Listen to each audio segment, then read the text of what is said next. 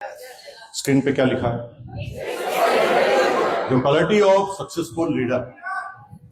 अब ये कहां से निकला? दुनिया की कई किताबें मैंने खंगाली। किताबें पढ़ता नहीं हूं, यूट्यूब पे ढूंढता हूं या फिर नेट पे ढूंढता हूं, या जो स्टाफ है मेरे स्टाफ में ना भाई साहब 3 तो MBA, मैं केवल बीकॉम ही हूं। पढ़े लिखे आदमी को रखता, मैं अनपढ़। दुनिया में एक व्यक्ति ने दूसरे से पूछा, एक व्यक्ति जो बाई बर्थ अंधा था, बाई बर्थ अंधा, जीवन में कभी नहीं देखा उसने, लेकिन अमेरिका में किसने उसको बता दिया डायरेक्ट सेलिंग, नेटवर्क मार्केटिंग, और उसने चालू कर दिया। और वो 5 साल में इंडियन करेंसी के अनुसार 1 करोड़ रुपए पर मंथ की इनकम तक पहुंच गया। कितने करोड़? 1 करोड़। तो आश्चर्य हुआ सबको कि एक बाई बर्थ अंधा आदमी जिसने शुरुआत की 1 करोड़ पर मंथ तक पहुंच गया। तो बहुत सारे पत्रकार आए, टीवी चैनल वाले आए, उन्होंने माइक लगाया मुंह पर और बोला, सर आप तो अंधे हैं, आप 1 करोड़ पर कैसे पहुंच गए? तो उसने कहा, सिंपल, मैंने अंधे को ज्वाइन ही नहीं कराया। हेलो, इसका मतलब है कि आपकी काबिलियत से कोई फर्क नहीं पड़ता।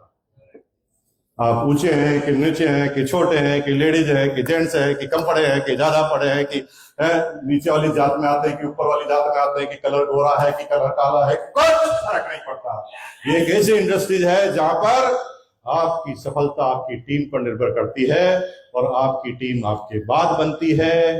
आप पहले आते हैं तो आपकी टीम में आपसे भी ज्यादा पढ़े लिखे, समझदार, ताकतवर आदमी आ सकते हैं, और जब वो आते हैं तो आपको कहां से कहां पहुंचा देते हैं आपको पता ही नहीं चलता। राइट? तो पहले सेशन में मैंने बात की, तो लीडर के जब सफल गुणों की बात कर रहा था तो मैंने खूब सारी खंगाली की, तो मेरे सारे स्टाफ को भी लगाया। तो कहीं मिलता लीडर के 5 प्रमुख गुण, कहीं लिखा रहता लीडर के 7 प्रमुख गुण, कहीं कहता है 9 प्रमुख गुण, लेकिन मैं कंफ्यूज था। विरोधाभास बात कर रहे थे आपस में। तो मैंने लीडर की जो दुनिया के टॉप 100 लोग हैं उनकी जीवनी को समझना चालू किया। जब उनकी जीवनी को समझा तो 17 गुण सामने आए, 17 और वो 17 गुण में से 16 गुण 17 में से 16 गुण कॉमनली सारों के पास था। यानी दुनिया में जितने भी सक्सेसफुल आदमी हैं उसमें से 17 में से 16 गुण सभी के पास थे। वो किसी भी क्षेत्र में सफल हो, ये 16 गुण थे। और जब और रिसर्च की तो पता चला कि इन 17 गुणों में से 16 गुण एक लेडीज में बाई बर्थ होते। बाई बर्थ मतलब आदमी को तो ये 17 गुण डेवलप करने पड़ते हैं, और लेडीज के अंदर ये 17 गुण बाई बर्थ होते हैं। अब बाई बर्थ होने वाले जिन गुणों के पास बाई बर्थ है वो तो इस बिजनेस में इंडिया में नीचे है, और जिनको डेवलप करना है वो आगे। लेकिन पूरे यूनिवर्स के आंकड़े ऐसे नहीं है। पूरी दुनिया में 85% डायरेक्ट सेलिंग इंडस्ट्रीज का लेडीज का कब्जा है। पूरी दुनिया में 85। और इंडिया में बिल्कुल उल्टा, इंडिया में 70% आदमियों का कब्जा है, 30% लेडीज है। क्यों? क्योंकि यहां की लेडीज को बचपन से सिखाया गया, अबला नारी, तू नारी है यार, क्या करेगी। और बेचारी वो मान चुकी है कि मैं नारी हूं, मैं थोड़ी कर सकती हूं, ये तो पुरुष कर सकते हैं। और ऐसी चीजें दिमाग में फिट कर ली, इसलिए काबिलियत ज्यादा होते हुए भी रिजल्ट कम। आइए 1 बाय 1 चीज को हम क्लियर करते हैं, और हम तीनों एंगल से देखते हैं। आदमी को ये कैसे डेवलप करना पड़ता है, लेडीज में यह बाई बर्थ कैसे होती है, और जितने भी कामयाब लोगों के अंदर ये बात होती कि नहीं होती। तो जो पहला है वो है विजनरी। विजनरी का मतलब होता है भविष्य में जो होने वाला है उसको पहले देख लेना। क्या? भविष्य में जो होने वाला उसको देख लेना। अब ये जो भविष्य में होने वाला है उसको अगर हम पहले देखने की कला हमारे अंदर आ जाए तो हम ऐसे कई क्षेत्रों पर कब्जा कर सकते हैं जो भविष्य में टॉप पर जाने वाले हैं और कोई रोक नहीं सकता। और वो कैसे पता चलेगा? अभी के हिसाब से एनालिसिस करेंगे। ठीक है। सरवण जी नहीं सॉरी अजीत जी को जब मैं आगरा में आया था तो मैंने कहा था कि मैं आगरा का किला 35 साल पहले 35 ईयर पहले देखा था मैंने, जब मैं जॉब में था। तो वहां से जो ट्रेनें आती थी टूंडला रुकती थी और टूंडला से हम जाते थे आगरा, आगरा से बस मिलती थी भीलवाड़ा की, तो वो पकड़ते थे। तो ट्रेन आ जाती थी सुबह 10 बजे और बस मिलती थी रात को 8 बजे। तो मेरे एक दोस्त ने राय दी कि भाई यहाँ पर ताजमहल है, इसको देख लिया जाए। तो हम ताजमहल देखने गए थे। उस समय आगरा की स्थिति इतनी दयनीय थी, इतनी गंदगी, मतलब दुनिया के सबसे गंदे शहरों में से गिनती आती थी। और कल जब मैं बात कर रहा था, जब मैं सुंदर सुंदर रोडें देख रहा था यहाँ की, यहाँ पे चमत्कार देख रहा था, तो दिल गदगद हुआ। अब प्रश्न यह है, आगरा जब डेवलप हो रहा था उस समय किसकी कैलकुलेशन कितनी अच्छी थी? अब जिसकी कैलकुलेशन अच्छी थी तो वो क्या सोच रहा था, डेवलपमेंट चालू हो गया है, हर साल इतने संख्या से जनसंख्या बढ़ रही है और ये शहर हर साल 2 किलोमीटर बाहर निकल रहा है और 2 किलोमीटर बाहर हर साल निकलेगा तो ये अगले 20 सालों में 40 किलोमीटर तक फैल जाएगा। 40 किलोमीटर पहले उस समय जो जगह थी आगरा के आसपास, उसकी रेट थी 30,000 से 20,000 रुपए से 30,000 रुपए बीघा। उस जमाने की बात बता रहा हूं। 20,000 से 30,000 रुपए बीघा, वो भी रोड पर, अंदर जाए तो सस्ता मिल जाएगा। अब जिस आदमी को पहले पता था कि उसने कैलकुलेशन की कि भाई जनसंख्या रुकेगी नहीं और प्रोग्रेस रुकेगी नहीं और ये बढ़ती गई, तो जो मैं जमीन 40 किलोमीटर दूर ले रहा हूं वो आगरा की परिधि में आ जाएगी।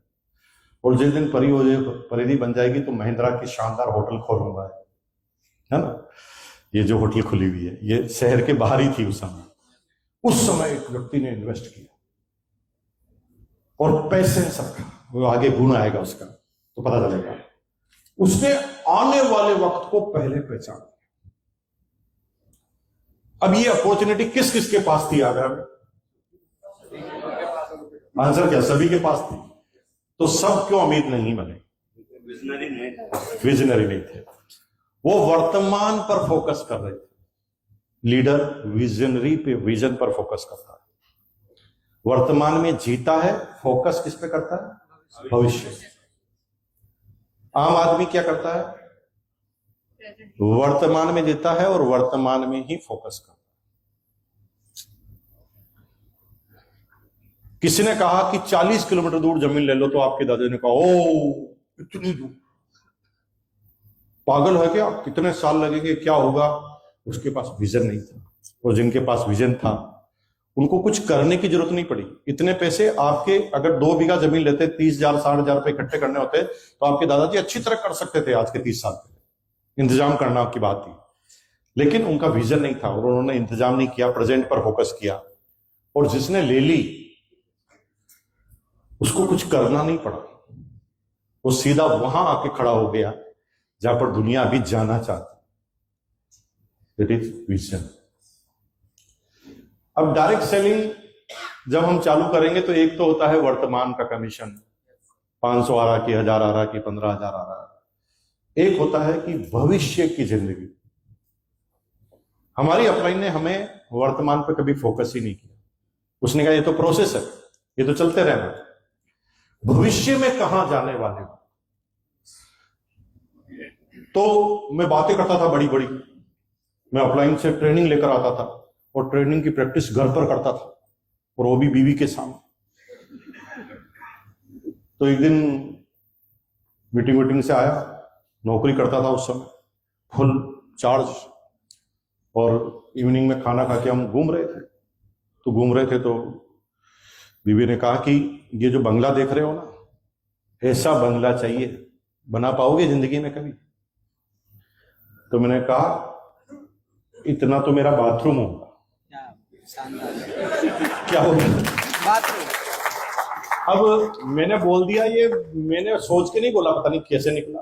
हो सकता शायद मैं मजाक करने के मूड में आऊंगा बीवी से और बीवी को कोई जवाब देना होगा तो मैंने बोल दिया। लेकिन जब हम बोलते हैं ना तो सरस्वती विराजमान होती है हमारी जबान पर, है ना। और जब हम बोलते हैं तो कायनात काम करना चालू करती है, कायनात, फिर भगवान, फिर दिमाग, और फिर वो काम होते हुए नजर आता है। दुनिया में उन्हीं लोगों का तो नाम आपको याद है जिन्होंने असंभव काम किए, जिन्होंने सोच कर नहीं बोला। तुम बोलते हो तो ही एनालिसिस करते हो, तो फिर तुम वहां पहुंचते ही नहीं, क्योंकि खुद एनालिसिस करके, खुद ही एग्जाम देके, पेपर सेलेक्ट करके, जांच के खुद ही फेल होता। एनालिसिस जब खुद ही कर लेते तो आप पूछोगे कैसे? कहीं पर भी नहीं पूछोगे।